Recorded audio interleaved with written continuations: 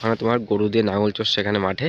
এগুলো খুব কম দেখা যায় এখন, খুব রেয়ার হয়ে গেছে এখন এই গরু দিয়ে নাঙল চষাটা। তো এই দেখতে পেলাম, যার জন্য চলে এসেছি মাঠে নেমে পুরো।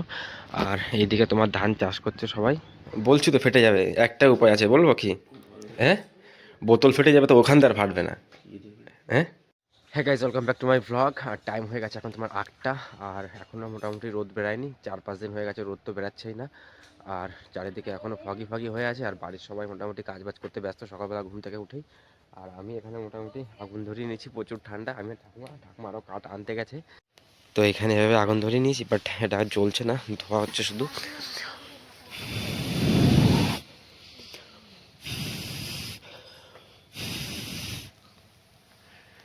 তো এখানে শুধু ধোয়া হচ্ছে, কাঠ ফাট সব কিছু এখানে মোটামুটি ভিজে ভিজে আছে, যার জন্য আগুনটা জ্বলছে না ঠিকঠাক। এখন আবার ধরছে, শুরু হয়ে গেছে। মা এখানে বানাচ্ছে চা। চা বানাচ্ছ? তো দাও, চা বানিয়ে তাড়াতাড়ি চা খাবো ঠান্ডার মধ্যে। আর ঠাকুমা এখানে এই যে শাক বাড়ছে। এটা কী শাক ঠাকুমা? হ্যাঁ, কল। তো গাইস, সকালবেলাতে মোটামুটি সবাই কাজ বাজ করতে ব্যস্ত এখন, কারোর কাছে যাওয়া যাচ্ছে না, সবাই ব্যস্ত। এদিকে একজন যাচ্ছে স্নান করতে, এদিকে মা আবার রাত্রে কি তরকারি ফরকারি ছিল সেসব দেখছে। কি হয়েছে? রাত্রে 2টো ডিম ছিল, আমি খেয়ে নিয়েছি। এই ডাল, ডাল তো ভালো আছে বোধ হয়। ডাল ভালো আছে না? হ্যাঁ, গরম করলে খাওয়া যাবে তো। ব্লগ দেখছে আমার, আজকে সকালে যেটা আপলোড করেছি। আর দাদা চলে এসে বাড়িতে, বাড়িতে এসে মোটামুটি এই ওর ওয়াটারিং পটে সে লিক হয়ে গেছিলো, হাওয়া দিতে দিতে বেশি দিয়ে দিয়েছে আর ফেটে গেছিলো পটটা। তারপর টেপ ফেপ মেরে রেখে দিয়েছিল, এখন আবার সেটাকে নিয়ে এটা কি করবি এখন আবার? নতুন করে ঝালাই করবি? প্লাস্টিক ঝালাই হয় নাকি? হ্যাঁ, ফেবিকুইক দিয়ে লাগাবি তাই?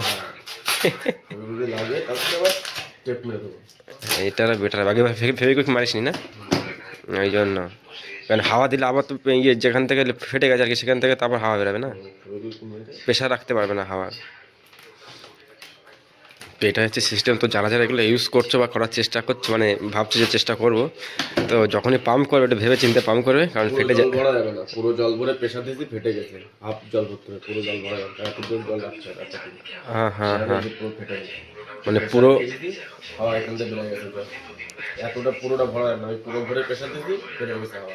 হাওয়া রাখার জায়গা রাখতে হবে, পুরো জল ভরে প্রেশার দিলে মোটামুটি ফেটে যাবে। তো ভাই, যারা যারা ভাবছো যে ইউজ করবো এটা, তো একবার জেনে নিও কীভাবে ইউজ করতে হয়, না তোমাদের ফেটে যাবে কিন্তু এইভাবে বোতল পট। আর এখানে দাদা চালিয়ে দিয়েছে মোবাইলে, আজকে যে সকালবেলা যে ব্লগটা আপলোড করেছি, তো সেইটা চালিয়ে দিয়েছে মোবাইলে, চলছে সেটা এখন।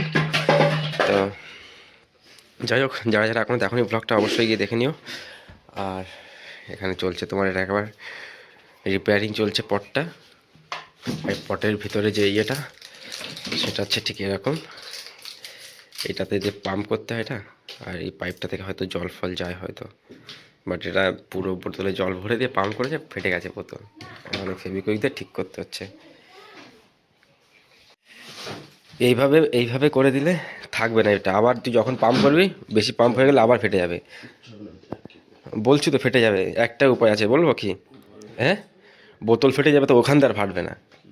হ্যাঁ, এমসিল কিনে নেয়, 30 টাকা দাম নেবে। হ্যাঁ, এমসিল লাগিয়ে তো দেখিস কেন, বোতল অন্য জায়গাতে ফাটবে কিন্তু ওই জায়গাতে ফাটবে না, এরকম জিনিস এমসিল।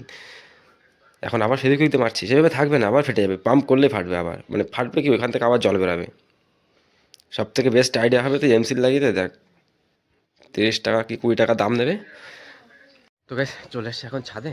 আর দাদা সে ওয়াটারিং পটটা ঠিক করে এখন দিচ্ছে ফুল গাছের জল, জলের সাথে কি বীজ তেল ফেল মিশিয়ে তারপর দিচ্ছে এখানে। এই যে, তো ওয়াটারিং পট হয়ে গেছে আমাদের ঠিক মোটামুটি। দাদা টেপ ফেপ ফেভিকুইক দিয়ে মেরে ঠিক করে দিয়ে এখন জল দিচ্ছে, এখন ঠিকঠাকভাবে জল যাচ্ছে। আর এইভাবে যদি কাজ না হয়, এরপরে তোমার এমসিল দিয়ে এটাকে আটকে দিলে ঠিক হয়ে যাবে মোটামুটি জল। আর জল দিতে বেশ সুবিধা হয় ফুল গাছে এইভাবে, দারুণ জিনিস। এই গাছগুলো মোটামুটি হচ্ছেই না ঠিকঠাকভাবে, বুঝতে পারলি? এই গাছগুলো এ অতিরিক্ত ঠান্ডার ভিতরে বাঁচতে হয় না হয়তো, তাই না? হুম হুম। আর এই গোলাপ গাছটাতে মোটামুটি 3-4টে ফুল হয়েছিল, দাদা এখন কেটে দিয়েছে। কেটে না দিলে মোটামুটি গাছ বড় হবে না আর কি, ঝাড়াবে না, যার জন্য কেটে দিয়েছে এই গাছটা। একটু আগে কেটে নিয়ে চলে গেছে ফুল। আর এই ফুলগুলো দেখলে মনে হয় কি কাগজের ফুল, দেখ পুরোনো পুরোনো মনে হয় দেখলে, কেমন যেন মনে হয় শুকিয়ে গেছে এরকম একটা ভাব। আর এখানে এটাকে কলপ দিয়েছে, এই যে এখান থেকে আবার গাছ বেরাবে, শিকড় বেরাচ্ছে ওখান ওখান দিয়ে।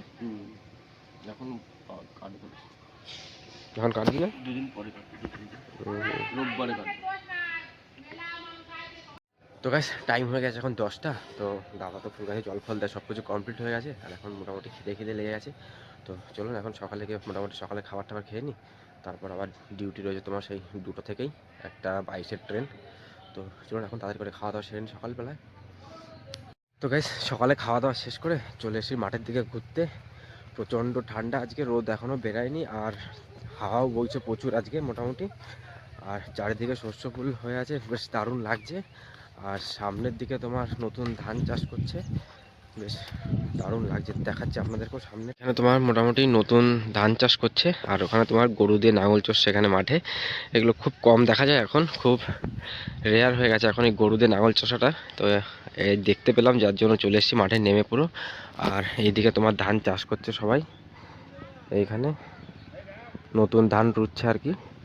এখানে এরকম বীজ, ধানের বীজ ফেলে এরকম ছোটো ছোটো অঙ্কুর বেরিয়েছে, সেখান থেকে আবার নতুন করে ধান রুচ্ছে। আর এইখানে তোমার গরু দিয়ে নাঙল চড়ছে এখানে।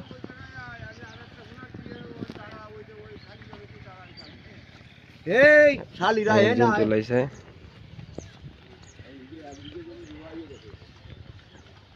দারুণ জিনিস, খুব কমই দেখা যায়। আর এই লোক মোটামুটি গরুর পিছনে দাঁড়িয়ে ঠাই ঠাই ঠাই ঠাই করছে। আর গরু এরকমভাবে, সরি নাঙল চষে বলছি, মই দিচ্ছে, ধান রোয়ার আগে যে মই দেয় সেই মই দিচ্ছে এখানে এখন।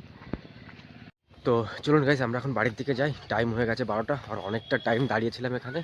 আর ডিউটি যাওয়ার টাইম হয়ে গেছে, বাড়ি গিয়ে স্নান টান করে এখন ডিউটির জন্য রেডি হয়ে যায়। তো চলুন এখন তাড়াতাড়ি করে বাড়ি দিকে যাওয়া যাক। রেডি হয়ে গেছে এখন ডিউটিতে যাওয়ার জন্য, আর টাইম হয়ে গেছে আমার 12টা 50। একটা 22-এর যেহেতু ট্রেন ধরি, আর রেগুলারই মোটামুটি এই টাইমটা আসলে ভ্লগগুলো একটু বোরিং হয়ে যায়, কারণ রেগুলারই ডিউটি যেতে হয়, ডিউটিতে যাওয়ার সময় সেই একই ভ্লগ, একই বাট কী করার আছে, কিছু করার নেই, ডিউটি তো করতেই হবে। তো চলুন এখন তাড়াতাড়ি করে বেরিয়ে পড়ি, যেহেতু টাইম হয়ে গেছে 12টা 50, যেতে যেতে এখনও প্রায় 15-20 মিনিট টাইম লেগে যাবে। আর একটা 22-এর ট্রেন ধরতে হবে যেহেতু, তো চলুন তাড়াতাড়ি করে বেরোনো যাক এখন। তো গাইস চলে এসছে স্টেশনে, আর আমরা যখন আজ টাইমে চলে এসছে, আর আমাদের ট্রেনের এখনও অ্যানাউন্সমেন্ট হয়নি, কিছুটা টাইম পর হয়তো আসবে। তো চলুন এখন গিয়ে দাঁড়িয়ে থাকি কিছুটা সময়, তারপর দেখি আমাদের কোম্পানিকেও এসছে কিনা।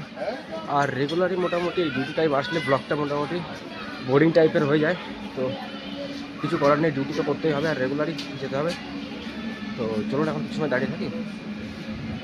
তো গাইস চলে এসেছি দত্তপুকুরে, আর যাবো এখন তোমার কোম্পানির দিকে। আর এখন থেকে তোমার আবার সেই 8 ঘন্টা ডিউটি, রাত্রেবেলা আবার ব্লগিং স্টার্ট করছি। চলুন এখন ডিউটি শেষ করি। 2000 years later. চলে এসেছি ডিউটি শেষ করে দত্তপুকুরে আজও, আর টাইম হয়ে গেছে এখন তোমার 9টা 30, আর যেতে যেতে এখনও টাইম মোটামুটি 10টা 10:30 বেজে যায় বাড়ি যেতে যেতে। আর এখানে তোমার ঢুকেছে ডাউন ট্রেন, বাকি সবাই সামনে যাচ্ছে। আর এখন মোটামুটি লুডো খেলতে খেলতে যাবো সবাই। শুরু হয়ে গেছে আমাদের লুডো খেলা রেগুলারের মতো, যেতে যেতে এখানে শিমুলদা, এখানে সোনাদা, এখানে নিতাই, বাকি টিমমেটরা সবাই দিকে আছে। আমি বেরিয়েছি তো চলো দিকে 4 ফেলবো 3, ভুলভাল ছেলে দিলাম, ঠিক আছে চাল ঠিক আছে, ওকে চালা ওকে মানে সেই ওকে। তো গাইস চলে এসেছি বাড়িতে, আর টাইম হয়ে গেছে এখন তোমার 11টা। আর বাড়িতে এসে মোটামুটি খাওয়া দাওয়া সব কিছু কমপ্লিট হয়ে গেছে, আর বাড়ির সবাইও খেয়ে দিয়ে ঘুমিয়ে পড়েছে। তো চলুন আমরা এখন মোটামুটি গিয়ে ঘুমিয়ে পড়ি, আবার সকালবেলা উঠে আবার এডিটিং বাকি আছে যেহেতু। তো চলুন এখন তাড়াতাড়ি করে ঘুমিয়ে পড়ি গিয়ে। গুড মর্নিং গাইস, টাইম হয়ে গেছে এখন 5টা, এখন মোটামুটি ঘুম থেকে উঠে গেছি। তো চলুন এখন করতে হবে তোমার এডিটিংয়ের কাজ। তো ব্লগটা এগোচ্ছে এখানেই এন্ড, দেখা হচ্ছে আবার আজকের ব্লগে। তো সবাইকে tata, bye bye, Har Har Mahadev.